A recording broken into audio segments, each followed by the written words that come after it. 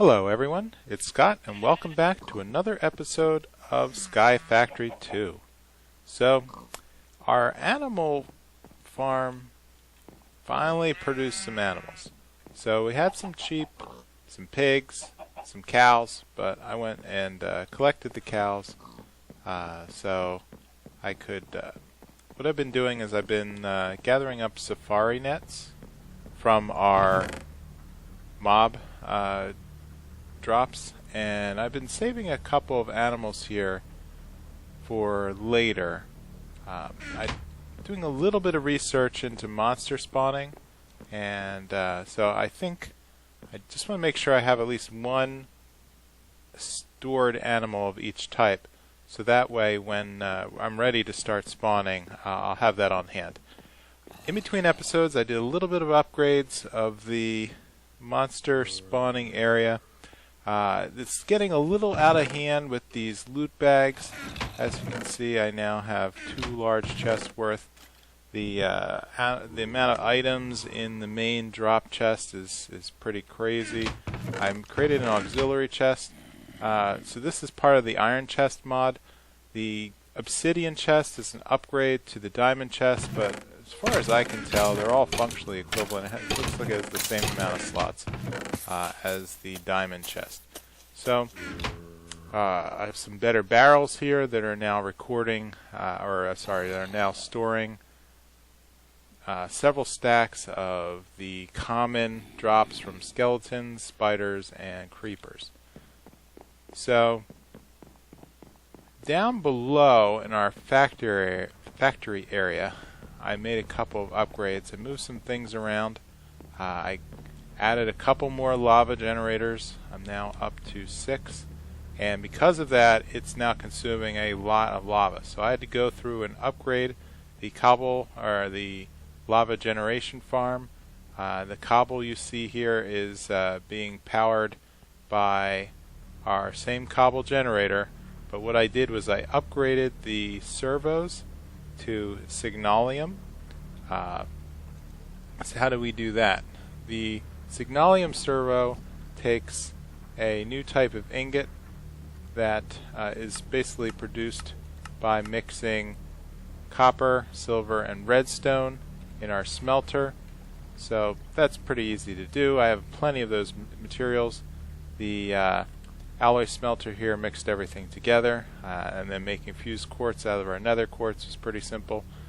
So I added a new machine, the igneous extruder, and so this block takes 2 fluid sources, lava and water, and basically you can choose the type of output that you want the extruder to produce. So your standard cobblestone will take lava and consume water. Stone will consume the water and a little bit of lava, and obsidian will basically consume both water and a lot of lava. But if I leave this on obsidian, it can now produce all of my obsidian needs, and I now have a stack of 64 just waiting in case I have anything I want to do with it. So the first thing I did was create a lot more tanks to save our lava, and I'm finally at a point where I've added enough crucibles that I'm now net positive and increasing the amount of lava that's going into our tanks. For a while there, it was draining pretty fast, but I was able to upgrade that. And as a result, I think we're in a good position right now with the lava. The next stage beyond these clear tanks is to move on to drums, I think, which will be able to save a lot more lava in a smaller real estate. So now if you come over to our better barrels, we now see that we're saving more than our 64 stacks. So what did I do? I upgraded our Java barrels.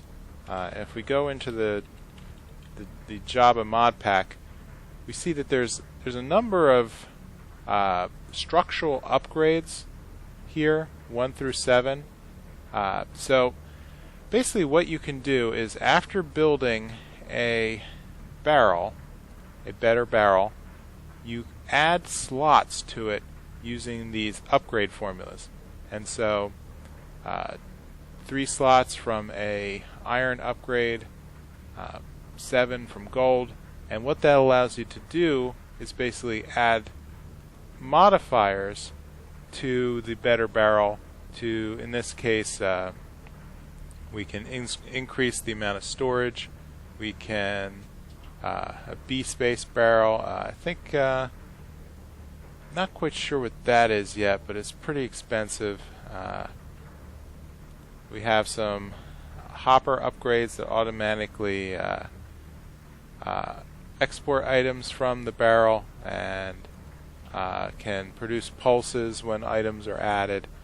For the most part, here's some massive upgrades if we want to add 5184 stacks. You know, a lot of storage to a single barrel, but I think what we're going to not really be worrying about this for a long time, I think. So basically what I did was just upgrade our sand barrel and our dust barrel to store additional material, and behind the scenes I added another sieve to convert sand into additional products, and this is also feeding our upstairs storage chest, which is right now conveniently located next to our smeltery. Now in my hand, you see here I have another Tinker's Construct item. I created a hatchet, which is, you know, your standard axe, out of obsidian, upgraded it with some bone, and then I've been harvesting so much wood that it's actually upgraded itself to level 3, and in the process added auto repair to the hatchet. So just as an example, if I clear out some, here's something that well, I also started upgrading my crucibles here. So I'm sorry, not crucibles, are crooks. So you can actually create a crook out of skeleton bones, and these basically have, I think, 3 or 4 times the amount of durability as a wooden stick crook, and as a result, oops, a little too hungry here. As a result, you can clear a lot more space with a crook before you have to go about replacing it. So where was I? With my example of a hatchet, let's do a little bit of mining here. So with our oak wood, you can see that the hatchet took a little bit of damage, but that's not going to slow us down, because once we go through and let's do some massive mining here. So all these trees are now connected in one crazy network. So a single hit of our obsidian hatchet clears the entire farm and actually upgraded it again. So so the damage on this hatchet is actually going to, oh hey, so I guess I can now gather even faster. So it's slowly repairing itself, and if I ignore it, we'll eventually bring it back to full without having to revisit the Tinker's Construct tool chest. I won't have to add additional material to it. I can basically just ignore it. So with that, I think what I'd like to do in this episode is prep for I need to get some rubber wood. So there's enough gadgets in the mod pack that need rubber, and the only way that we can get rubber at this point is to plant one of the rubber trees that have been dropping from the mob farm. So what I'm going to do is take a quick cut, and I'm probably going to build a platform out here in the void here to, well, actually, we'll see. So I'll be right back. We're back, and after all that, I decided what better place to put our rubber tree than in the middle of our existing tree farm. So I've extended the dirt around the central area a little tiny bit. I've got some bone that I'm going to convert into bone meal and see if I can speed up this process and produce one of the mega rubber saplings. Poof. Alright, so the mega rubber sapling is actually the medium-sized tree, and wow, it just produced, oh, what happened there? It looks like it clipped half the tree out, but I'm okay with that. Yeah, that's actually kind of weird. I only produced 3/4 of a tree. But in any case, looks like I have my rubber. So with our obsidian hatchet, let's put the vein miner to use and just give it a good whack. Bam. And so with that, we now have, oops, I guess I vein miner to the point that the axe is now in a broken state. Let's go back to our tool area. Just give a quick example of how easy it is to repair. We take a broken item, we place it in a tool station with the material of which it was originally made, and what it will do is fill up the durability of the product. So with that, we're back to a 100% axe. I'm going to go over here and just, I've also used up a lot of my food. Alright, let's finish mining this. Great. And we got a little bit of dirt out of right here. Let's build our way up so I can do another round of harvesting. Great. So we've cleared that up pretty high. Let's up, and we've now upgraded our hatchet yet again. And broke it. Well, now we're up to skill level expert, but the tool's now broken. So let's get our way back down. Okay, might need a little bit of lighting now, and now we have to come up with a strategy of clearing the rest of that rubber tree. But I have a pretty good plan. So what did that give us? The rubber tree basically dropped rubber wood and raw rubber.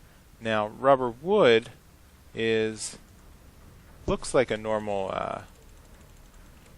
wood source, but unlike your oak wood, it only gives 3 pieces of planks instead of 4 when you convert it in a crafting station. But the main thing that I wanted was the raw rubber. So what we need to do is we're going to burn down the raw rubber in a furnace. Okay, we have any more? Oh, good. We have a little bit of. Let's load that up. Load that up. And what this is going to produce is a rubber bar. Now, the rubber bar, in turn, can be burned yet again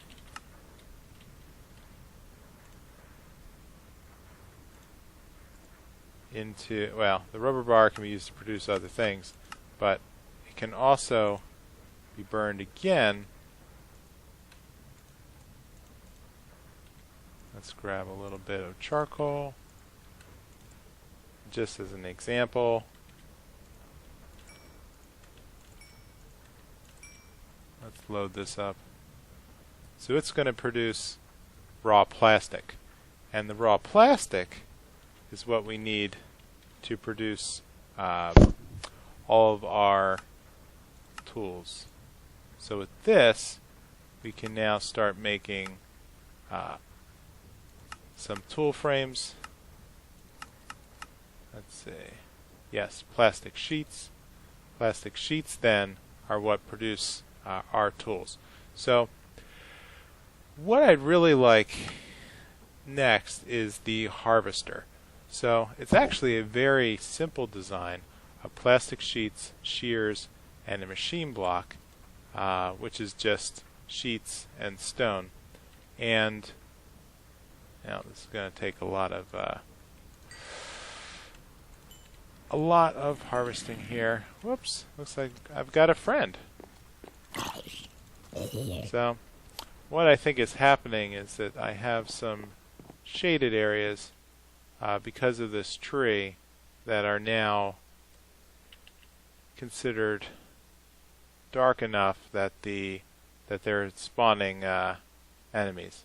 So not that the clock's ticking, but I really do need to deal with that. And as we see, things that spawn up there and fall are now dying upon impact and leaving mob drops for me.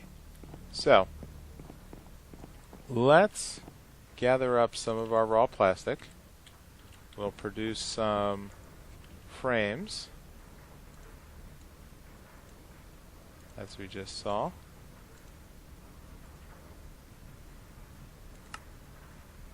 In a 4x4 pattern.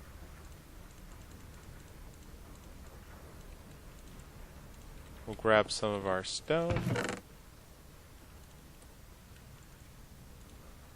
So stone can also now be produced by our igneous extruder, but for now we just need a little bit of machine blocks, and that'll carry us for quite a while. So let's figure out where we can dump some of this excess. There we go. And from the plastic and the machine frames, I think we're about ready to produce that to produce the harvester. So what does a harvester do? So a harvester will convert RF power into a device that can clear trees and basically move the products into a harvester and move the products into a storage, an adjacent storage unit. So let's see, do I have all the parts? I have 3. Doesn't seem to be playing well with the NEI here. Harvester, and what that's going to do is I need to take a shortcut and find a way to gather up to produce power for this harvester, which we can do in the form of our Stirling generator. So I'm going to take our buckets and top them off with lava from our lava farm, and let me just borrow one of these guys. So I think I only need one for this experiment. And what I'm going to need to do is now build my way up to the tree area, and so I'm going to take a little cut until I can build an access point. Alright, I think we're ready to ascend. So what I've done is I've created a elevator block from the open blocks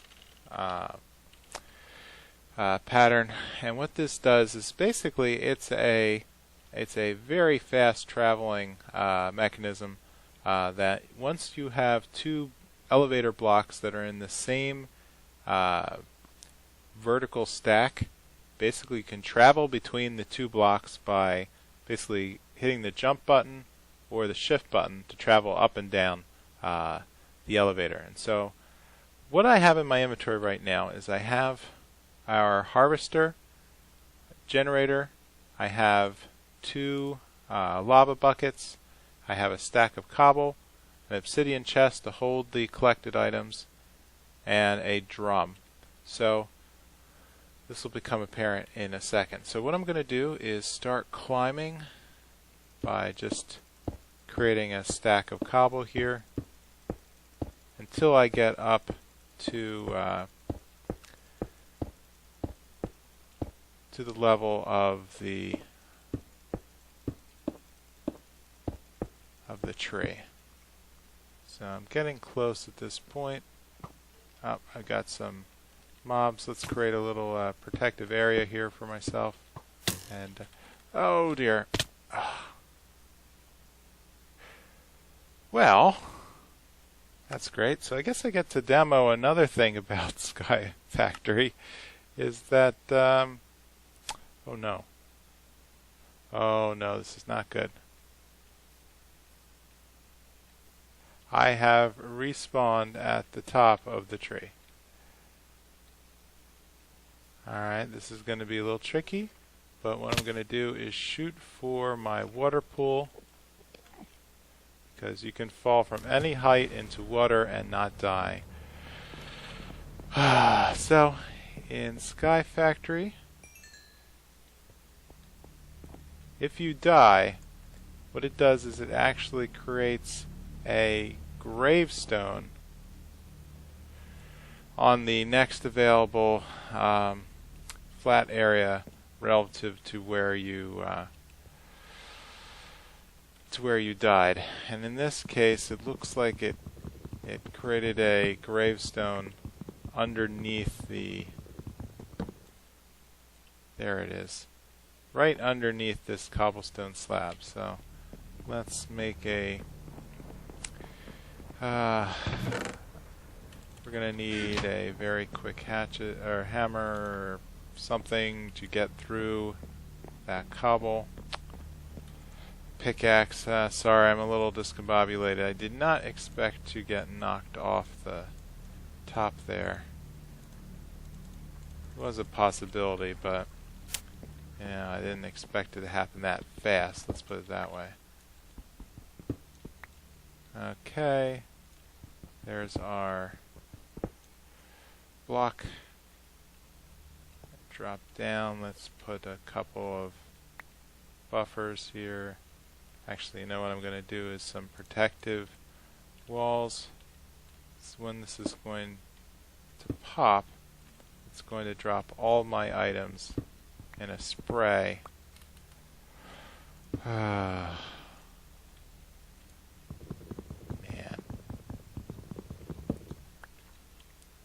Well, once I demo this, what I'm going to do is probably take a cut and work my way up to the top of the tree. And so I don't want to break the cobblestone, I want to break the grave. Give me all my items back. And so what I'm going to do is build a tower up to the top. I'm going to place the elevator block and set up a little base of operations up at the tree height level. So I'll see you in a bit. Okay, we're back, and that was really painful. As you can see, there are skeletons in the trees who like to basically pick me off and knock me off as I'm trying to set up the platform, but I think I've gotten to the point where I'm now pretty protected. So what I have is my harvester. My harvester is going to be connected to our Stirling generator. So as we've seen before, blocks that are adjacent will absorb RF power. The harvester will produce units of work, which is this green bar here on the screen. And so that's essentially an action per tick that's taken that will do whatever action is commanded by this block type. In this case, one work harvests one block or one leaf. And then as a byproduct, it produces sludge in up to 4 buckets worth in this meter on the left. And by placing a tank or a drum, some kind of liquid holder, adjacent to the device, the drum will begin to absorb the excess sludge and save it for later. We'll use that in a later episode to convert it into other products. So this should be enough. And the other thing I wanted to point out was the actual harvester arrangement. The harvester, if I were to place it down right here, has two sides. The front is this kind of grill. The back is this dot. So whatever direction the grill is facing, it will collect leaves and leaf products. Actually, whoops, it's always backwards. Forget that. However I place it, the dot is now facing backwards. Right, so it's facing forwards towards my tree, and what it should do is harvest all tree blocks that are in the same height and above of the harvester block. And so, if I were to put in fuel in our generator, which should be producing fuel and energy, which is now producing work, the last component we need is something to extend the range. So by default, this has a very small range. So I'm going to put in this upgrade, which is produced here. The upgrade, in this case, is a platinum upgrade, which we have all the blocks to do with raw plastic. And this should increase the range of the harvesting. And what I'm going to do is turn shear leaves on, and in theory this should begin to harvest the products, should begin to harvest this tree very shortly. Let's give it a little up. Here we go. We're running out of energy, so it's actually starting to do work. So here we can see in our barrel it is now harvesting leaves, harvesting blocks, harvesting rubber, and then storing it in this container. And the byproduct, sludge, is now filling up the drum, so we can come back later and harvest the drum, and it will save all the liquid contents. And with that, you can see how it's now picking the leaves off the bottom. I think once what it will do is it'll do one pass where it collects all the leaves, and then another pass where it collects all the blocks, and then by that point, great, it should, I want to make sure I at least get some, let's make sure we get some regular rubber, there we go, rubber sapling, so we don't have to deal with the mega rubber sapling anymore. The normal rubber sapling trees are oak tree height, which will be much more manageable in the future. So, with that, I think we will probably call this an episode. We just demo the elevator blocks by hitting the shift key. I'm now back down at our base, and I'm just going to let that guy run and check up on it with extra lava, and that should eventually clear this rubber tree in the sky. And so with that, I'm going to call it an episode. So please leave a like or a comment below, and I will see you next time. Bye.